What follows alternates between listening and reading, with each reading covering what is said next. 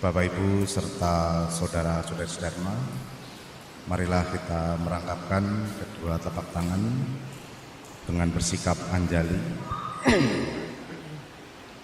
Namo tassa bhagavato arahato sama sambuddhassa. Namo tassa bhagavato arahato sama sambuddhassa. Namo tassa bhagavato arahato sama sambuddhassa. Terpujilah Sang Buddha, Namo Buddhaya. Bapak Ibu, saya awali dengan pembacaan Dhammapada bab 23 syair 328.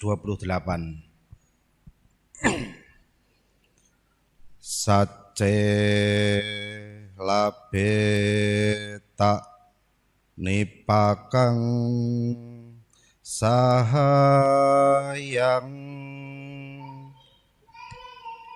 sading carang saduwi hari dirang abiduya sabani parisayani careya tenata mano satimati.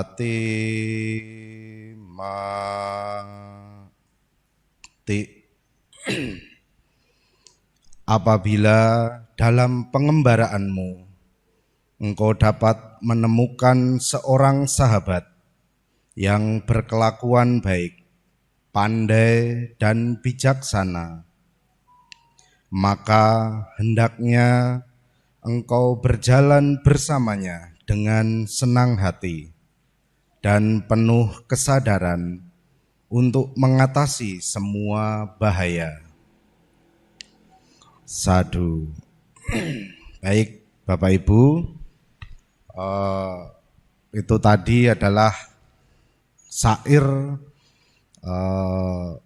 yang biasanya dibuat untuk referensi ketika pernikahan. Nah, karena di Wihara Santigraha ini sudah lama sekali.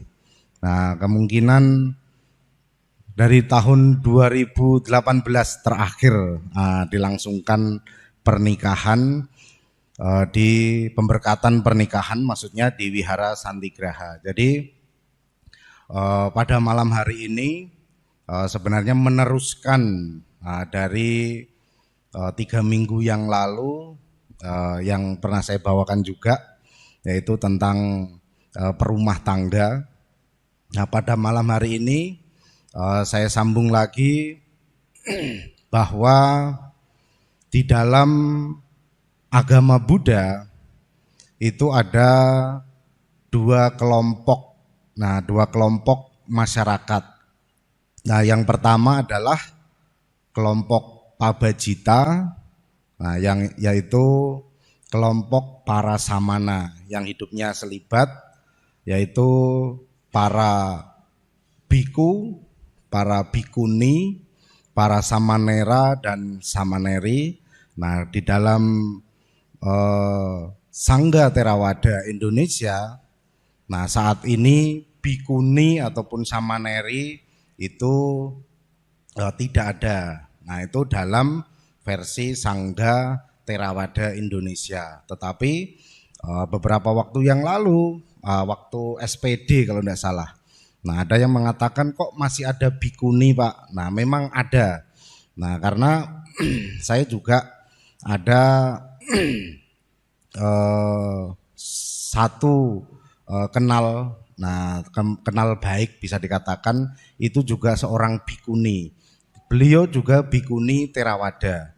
Nah, beliau ditabiskan di Lembang kalau tidak salah saat ini. Nah, dipanggilannya kalau bikuni dalam tradisi Theravada itu adalah ayak.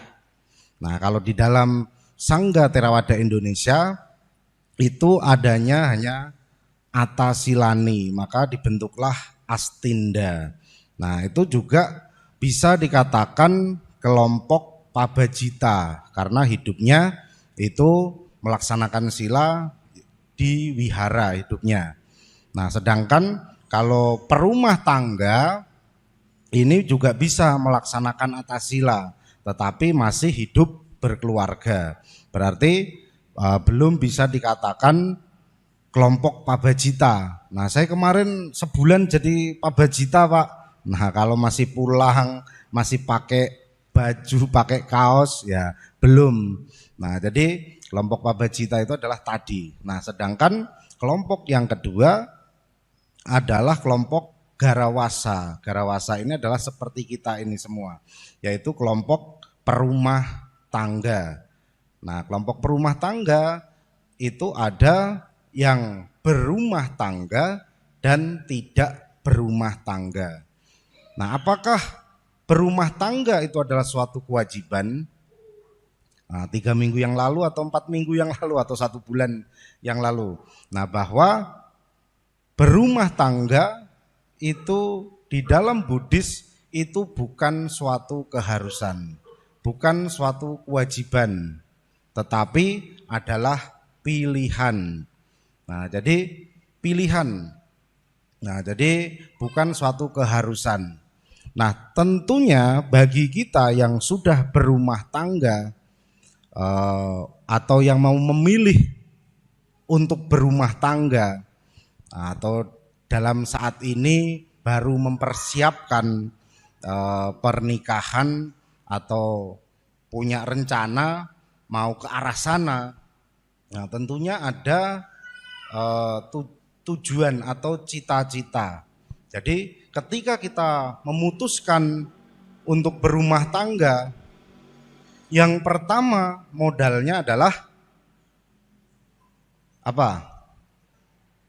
Oh, kemarin yang berumah tangga pertama kok memilih si A, kok memilih si B karena dijodohkan.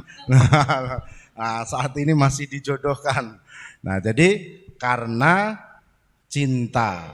Nah, tetapi di dalam Buddhis cinta itu bukan dituntut atau menuntut. Tetapi cinta di dalam Buddhis itu adalah memberi. Nah, ketika kita cinta si A, cinta si B, ya kita harus memiliki komitmen untuk memberi. Memberi apa? Ya memberi kebahagiaan bagi yang kita cintai. Tetapi bukan menuntut. Kalau cinta itu menuntut, berarti itu bukan cinta. Nah, jadi bagi yang belum berkeluarga atau mau berkeluarga, nah kalau harus dituntut, harus ini, harus itu, nah ini tanda tanya, ini benar-benar cinta atau tidak. Nah, karena kalau cinta itu tidak menuntut, tetapi memberi dengan ketulusan, tanpa dituntut, tanpa diminta. Cinta itu adalah memberi, memberikan kebahagiaan bagi mereka yang kita cintai. Nah, di dalam Dhammapada tadi, nah ketika kita dalam kehidupan ini menemukan teman yang pandai, yang bijaksana, maka berjalanlah bersamanya dengan senang hati, nah, dengan penuh kegembiraan untuk mengatasi semua bahaya. Artinya ketika kita memang sudah cocok dengan si A, kita cocok dengan si B, maka berjalanlah dengan senang hati, nah, untuk mengatasi semua bahaya. Karena kehidupan perumah tangga itu sangat berbahaya. Nah, bukan sangat berbahaya artinya wah nanti takut ini yang belum menikah agar dibilang berbahaya tidak berani menikah. Nah, tentunya berbahaya di sini adalah karena perumah tangga ini sangat kompleks sekali. Nah, apalagi yang sudah memiliki anak, sudah berkeluarga, tentu dari awal Nah, sampai berpuluh-puluh tahun tidak mulus-mulus saja. Nah, tetapi pasti banyak masalah. Kalau masih sehari, 2 hari, seminggu, sebulan, wah sangat bahagia sekali. Nah, ibarat dunia ini milik berdua, apalagi kalau masih dalam masa pacaran. Nah, yang lain ini kontrak semua. Nah, jadi kontrak semua. Nah, karena dunia milik berdua. Nah, maka untuk mengatasi itu semua, ketika memilih jalan pernikahan atau berumah tangga, maka Sang Buddha juga memberikan resepnya. Nah, karena memang ajaran Buddha itu bukan hanya untuk para biku saja, tetapi untuk para perumah tangga juga. Nah, karena siswa Buddha ya bukan hanya para biku, bukan para pabajita saja, tetapi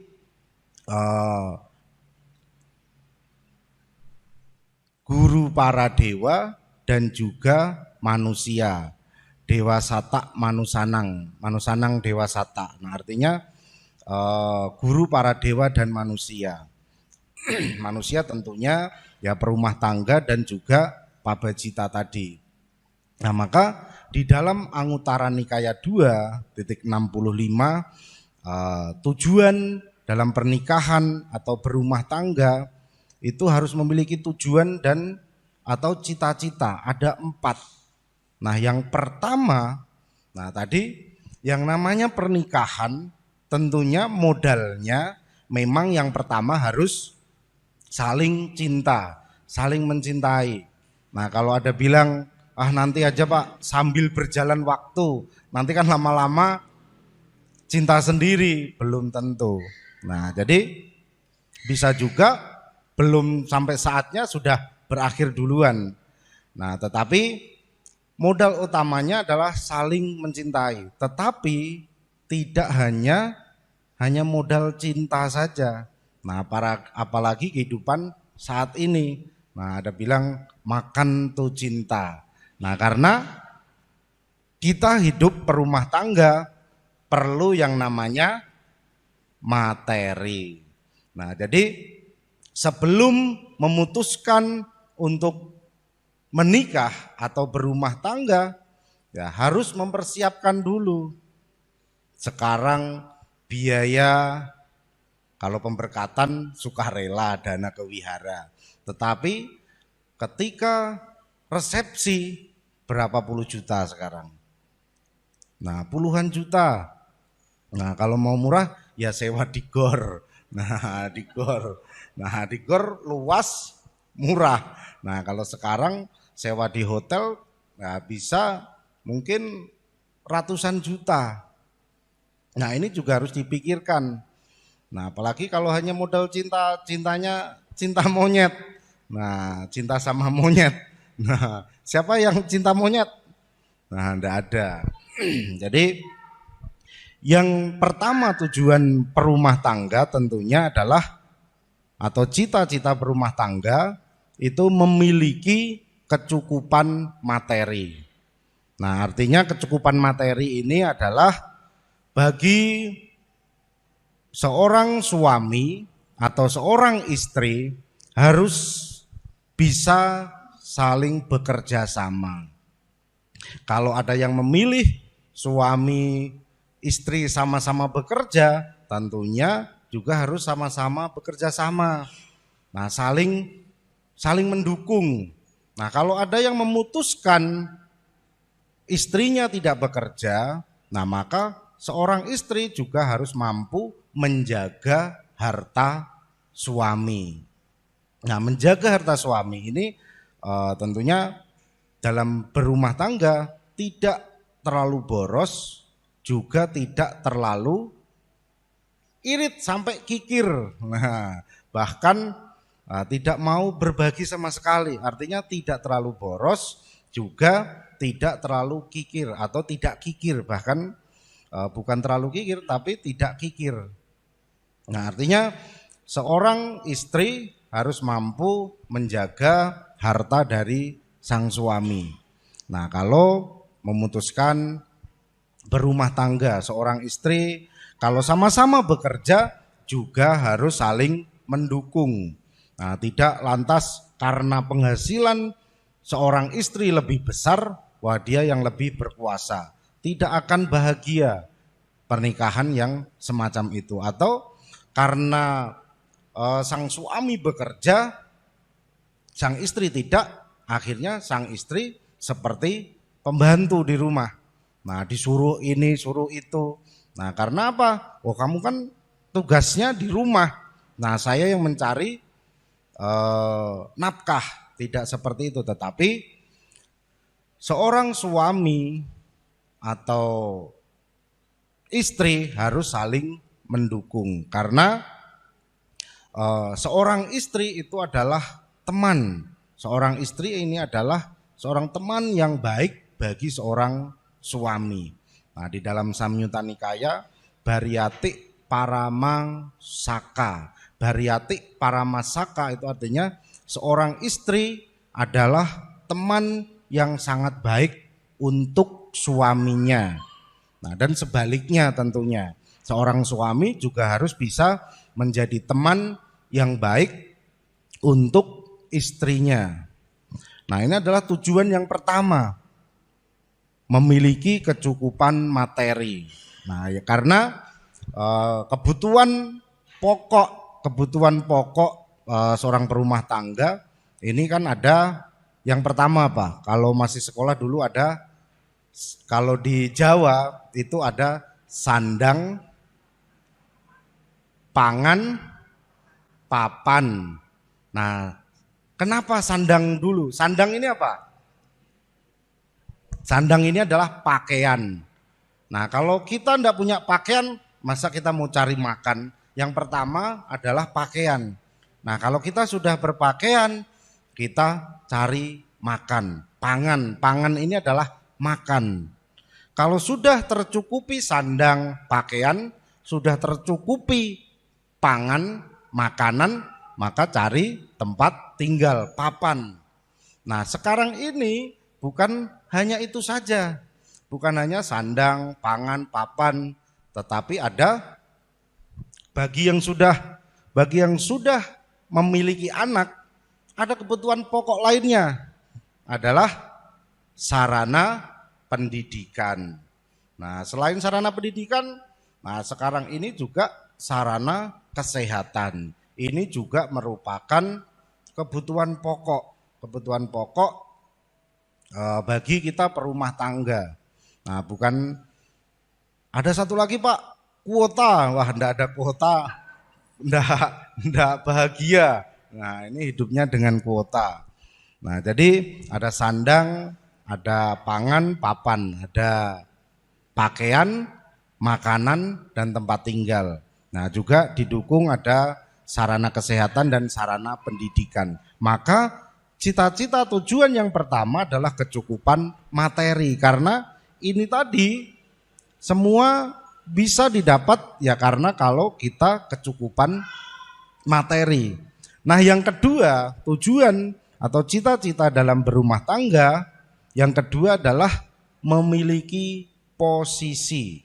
Nah, memiliki posisi. Nah, posisi di sini adalah ya posisi seorang suami, posisi seorang istri. Di dalam kehidupan rumah tangga harus memiliki posisi. Artinya ketika kamu seorang istri harus diposisikan sebagai seorang istri. Kalau dia seorang suami juga harus diposisikan sebagai seorang suami. Artinya di dalam kehidupan rumah tangga suami istri itu harus saling menghormati. Nah, kalau di dalam rumah tangga sudah bisa memposisikan masing-masing tugasnya tadi, maka di masyarakat pun kita juga akan mendapatkan posisi. Tetapi kalau di rumah seorang istri sering mempermalukan suaminya atau sebaliknya, atau seorang suami tidak menghormati istrinya atau sebaliknya, maka di masyarakat pun orang semacam ini tidak akan mendapatkan posisi. Artinya tidak akan dihormati. Tetapi Kalau suami istri bisa saling menghormati, maka di masyarakat mereka akan mendapatkan posisi. Di masyarakat mereka akan selalu dinanti. Kalau tidak ada keluarga si A ini, wah enggak enak. Selalu dinantikan, kehadiran kita itu selalu dinantikan. Seperti kisah Wisaka. Nah, Wisaka ini adalah seorang perempuan, siswa Buddha pada zaman Buddha yang mendanakan wihara Pubarama.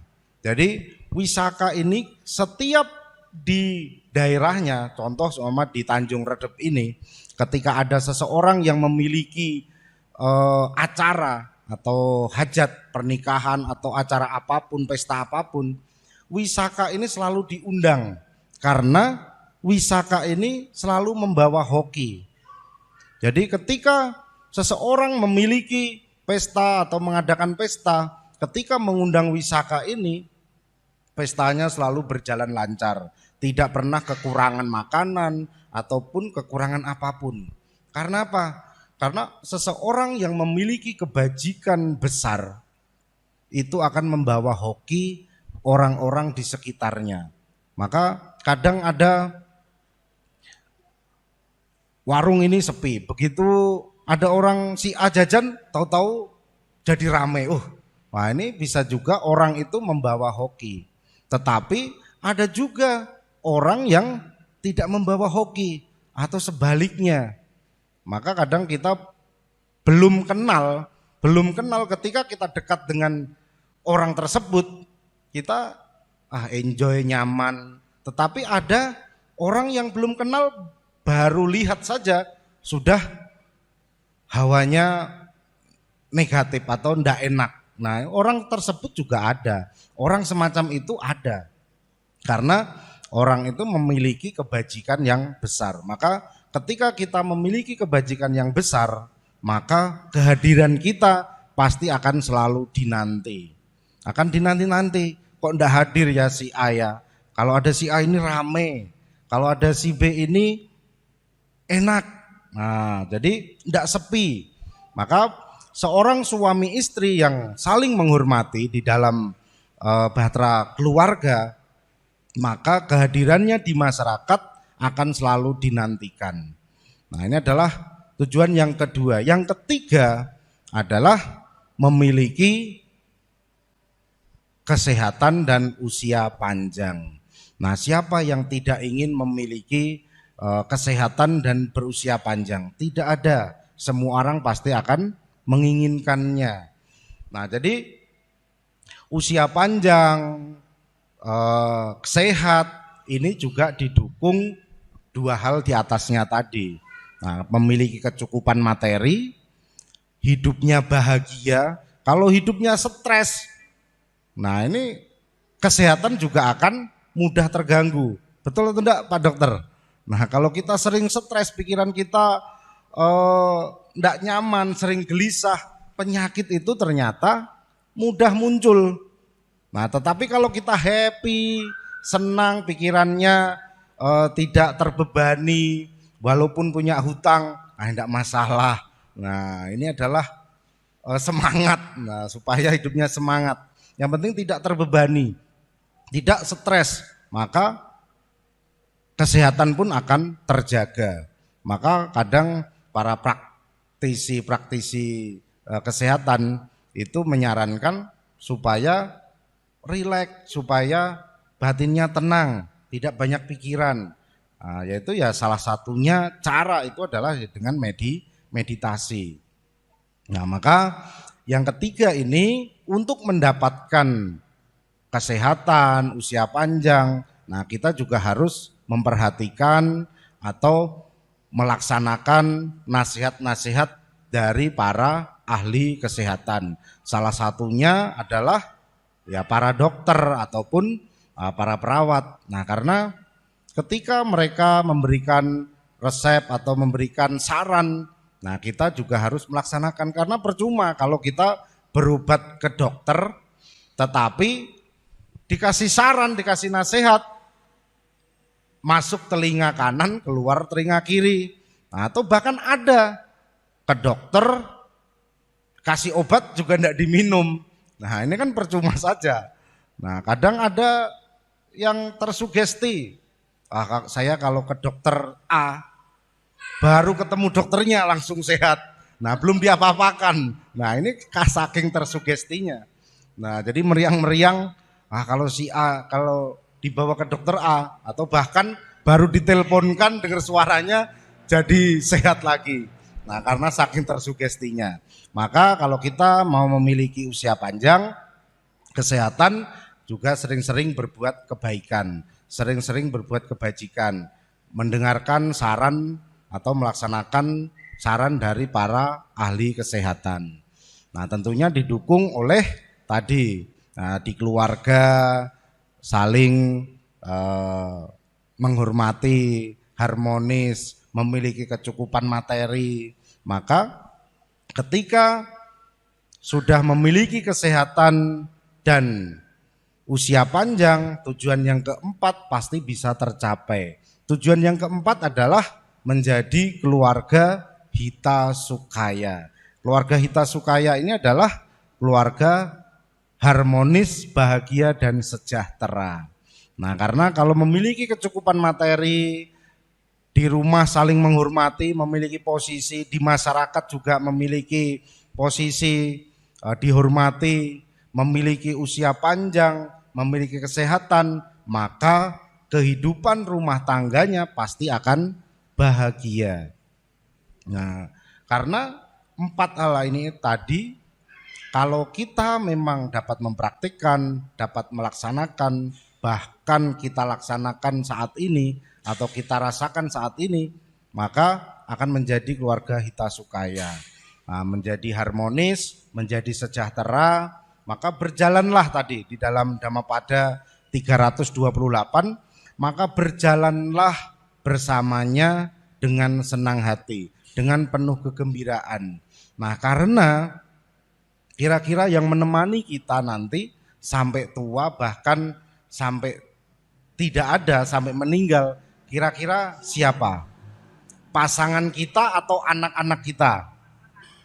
Nah kalau anak-anak kita sudah menikah, ya kayak kita ini sudah menikah akan pergi atau keluar dari rumah. Bapak sama mama ya berdua aja, kembali muda lagi mereka. Nah kembali bernostalgia lagi. Nah maka kita harus saling menghormati, karena mereka lah, pasangan kita inilah yang akan menemani kita. Anak-anak kita ya akan bersama dengan pasangannya.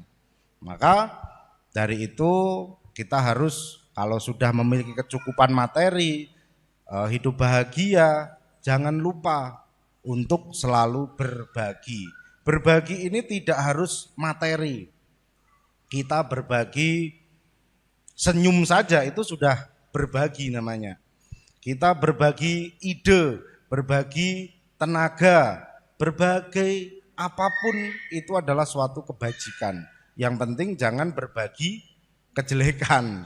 Nah, jeleknya dibagi-bagi tidak, tetapi berbagi kebahagiaan.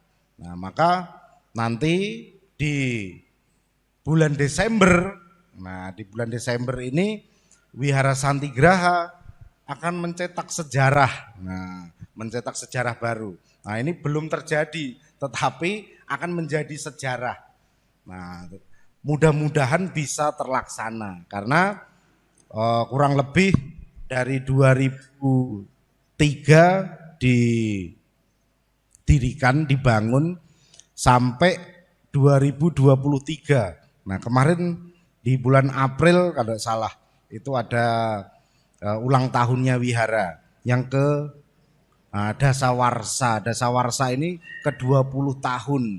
Nah ternyata belum ada sejarah peresmiannya. Kita belum pernah lihat diresmikan oleh siapa, ditandatangani oleh siapa, belum ada.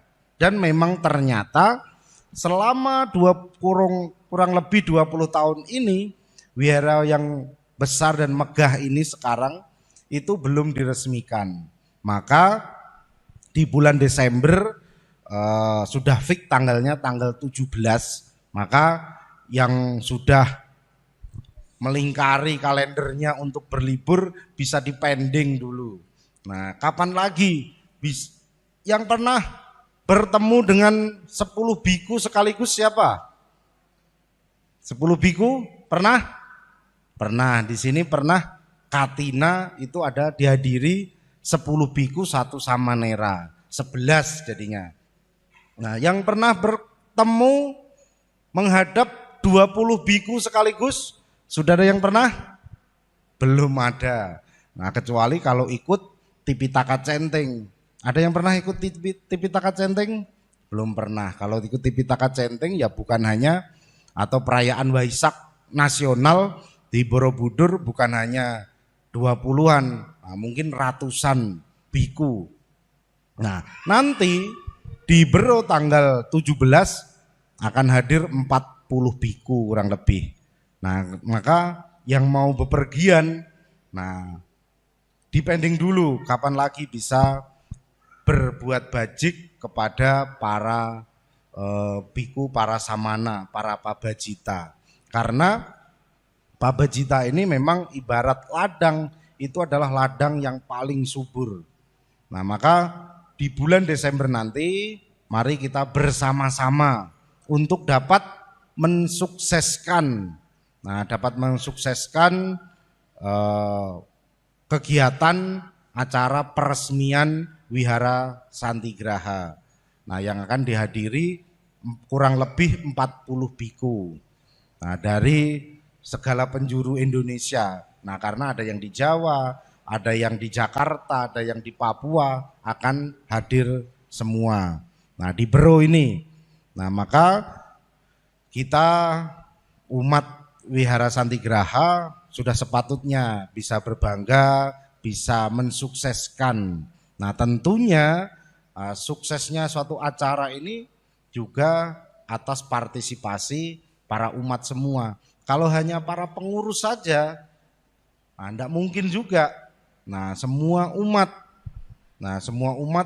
kami harapkan bisa ikut berpartisipasi, baik dalam materi maupun non materi, karena kita bisa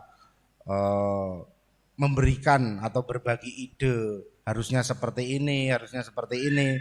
Nah, mungkin nanti akan ditayangkan, bisa ditayangkan, silakan. Nah,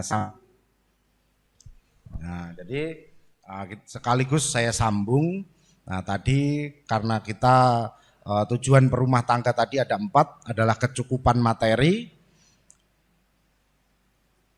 mempunyai kedudukan atau posisi di dalam keluarga, memiliki kesehatan usia panjang, sehat fisik ataupun batinnya. Nah, yang terakhir adalah menjadi keluarga hita sukaya. Nah, sambil menunggu kita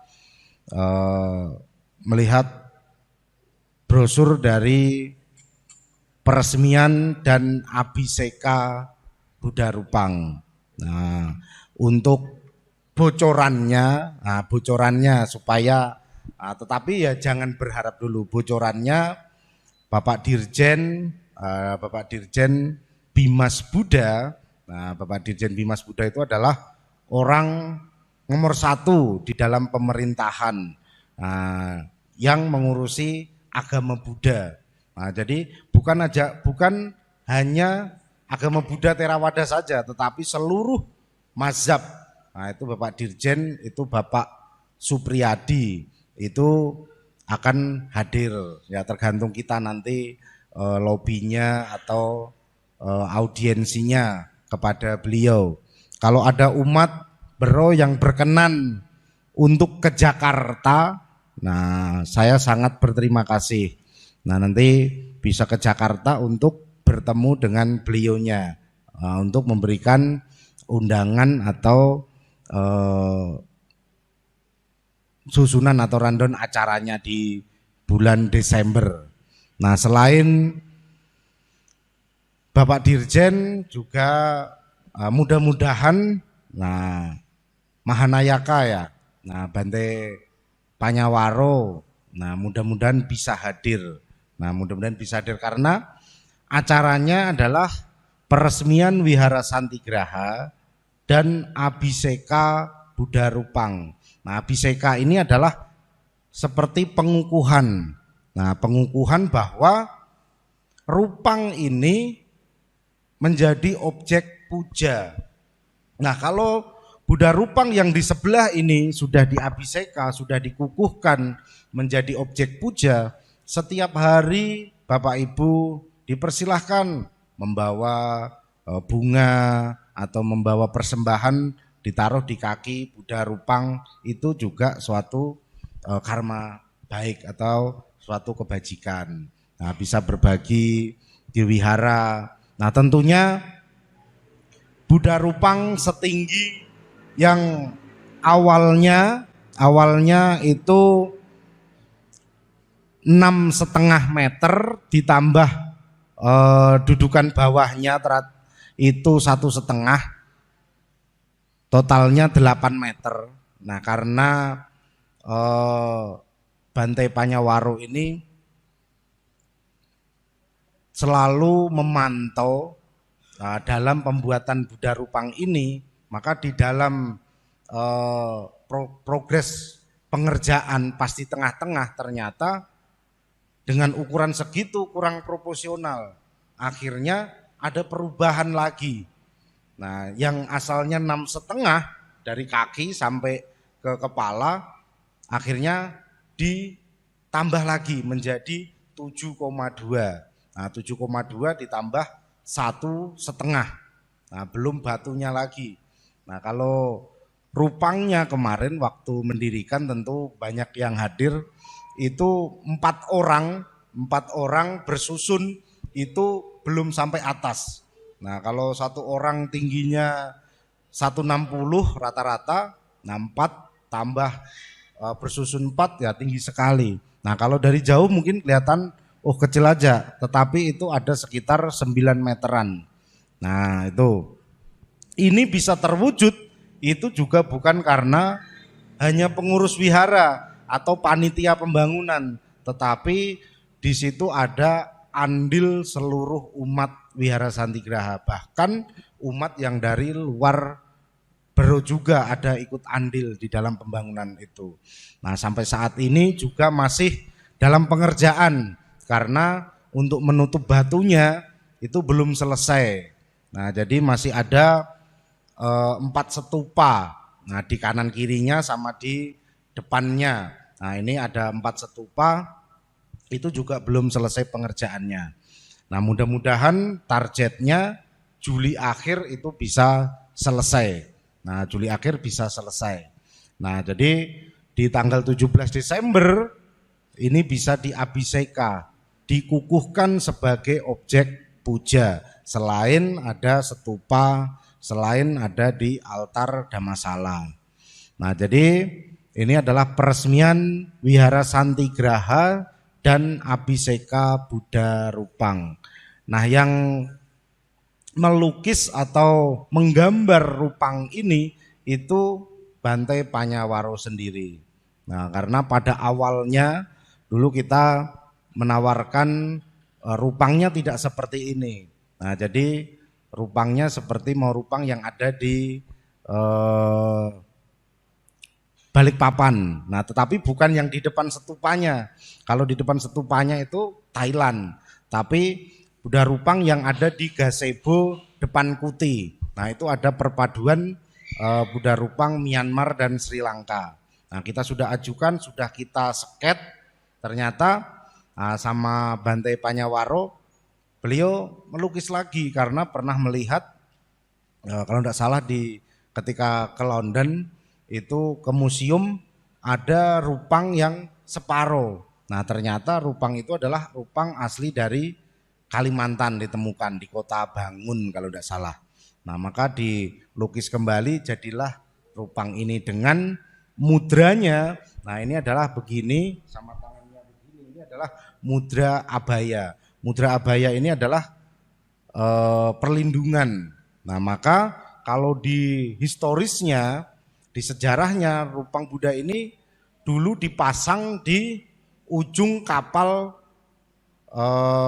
di Kalimantan, para nelayan. Jadi kapal-kapal besar, kapal dagang itu di ujungnya pasti ada Rupang ini di historisnya yang saya baca. Nah, karena sebagai perlindungan, supaya ketika berlayar ini terlindungi. Nah, maka jadilah Rupang ini. Nah, ini sudah dilonceng. Nah, karena peresmian ini juga tidak sedikit yang dibutuhkan nanti dananya. Nah, anggaran berapa Pak Lim? Kurang lebih 100 berapa? 150 juta anggarannya. Nah, ini sudah kita terbantu karena tiket bante kita tidak tanggung. Nah, jadi bantenya beli tiket sendiri kasihannya. Nah, jadi tidak dibelikan. Jadi memang ada anggarannya sudah. Karena kebetulan apa? Nah, ini karma baiknya umat Bero. Nah, kita peresmian numpang. Nah, numpang Rapim. Karena Rapim terakhir, Rapim penutupan tahun ini itu ada di Berau. Nah, Rapim ini adalah 40 sampai 45 bante biku. Nah, tidak ada samanera. Kalau samanera undangan lain. Nah, Rapim ini khusus para biku. Nah, Mahatera dan Tera dan biku. Nah, maka kita numpang, umat wihara ini numpang. Nah, numpang Rapim. Nah, jadi sekaligus ada Rapim, kita peresmian. Maka bisa dihadiri 40 bante. Di kemarin yang Rapim kedua itu ada di Medan, di Wihara Mahasampati. Nah, Wihara Mahasampati ini adalah wihara terbesar di Medan untuk versi Theravada. Kalau wihara-wihara di Medan lainnya itu luar biasa memang. Di daerah Sumatera wihara itu tidak ada wihara kecil.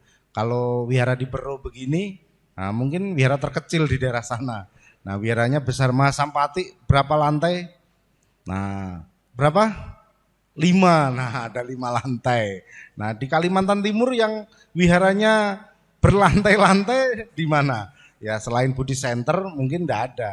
Nah, lainnya ya lantai saja. Nah, jadi di Mahasampati itu wiharanya memang sangat besar sekali. Kemarin dibuat Rapim yang kedua, ya sekaligus mereka peresmian juga. Nah, karena dulu wiharanya sepetak ruko saja. Nah, karena kalau di Medan mau bangun yang luas juga susah, terbatas tanahnya, maka bangunnya ke atas. Kalau di kota itu bangun wiharanya ke atas. Kalau kita ini mau bangun ke kanan, mau bangun ke kiri masih luas sekali, masih sangat cukup sekali. Nah, ini adalah nanti tugasnya para pemuda-pemuda ini yang akan melanjutkan pembangunannya. Nah, karena masih ada plannya yang belum terbangun. Kuti sudah, gedung SMP sudah, Damasala sudah, bursa atau kafe sudah, stupa sudah, Buddha Rupang berdiri juga sudah, sekolahan yang belum. Nah, Bante punya ancang-ancang bangun sekolahan di Bero, sekolahan yang bercirikan Buddhis. Nah, seperti yang ada di Samarinda, di Budi Bakti. Nah, di Budi Bakti ini termasuk sekolah yang sudah elit. Nah, di Samarinda. Nah, kebetulan ada orang Samarinda ini. Nah, ada 2 orang Samarinda ini. Nah, jadi di Bero juga punya cita-cita itu. Mudah-mudahan di para pemudanya ini bisa meneruskan. Nah, lahannya sudah disiapkan. Nah, 3 lantai atau bahkan 5 lantai nanti bisa terbangun supaya anak-anak kita, cucu-cucu kita mendapatkan pendidikan Buddhis dari sejak dini. Nah, kembali lagi ini sudah launching. Nah, bagi Bapak Ibu yang ingin berpartisipasi dipersilahkan di situ. Nah, bisa diperbesar syairnya.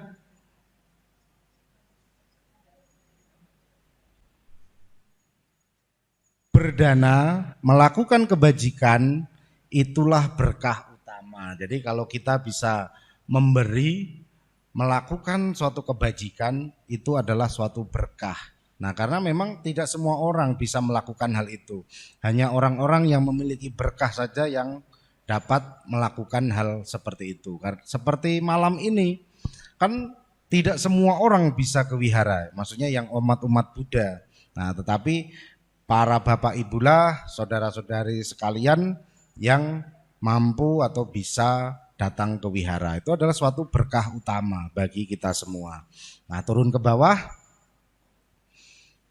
Nah, ini ada barcode-nya sudah disiapkan. Nah, info dukungan dana kegiatan. Nah, langsung ke rekening wihara. Nah, jadi baik kalau untuk pembangunan, nah pembangunan yang berjalan, Wihara Santigraha hanya memiliki satu rekening untuk pembangunan, yaitu Bank Danamon. Jadi kalau ada di Facebook, karena sekarang marak, nah sering dihimbau ini. Jadi ada yayasan, nah yayasannya juga yayasan Buddhis, nah, menggalang dana untuk wihara, tetapi ternyata itu 50-50. 50% untuk wihara, 50% untuk personnya.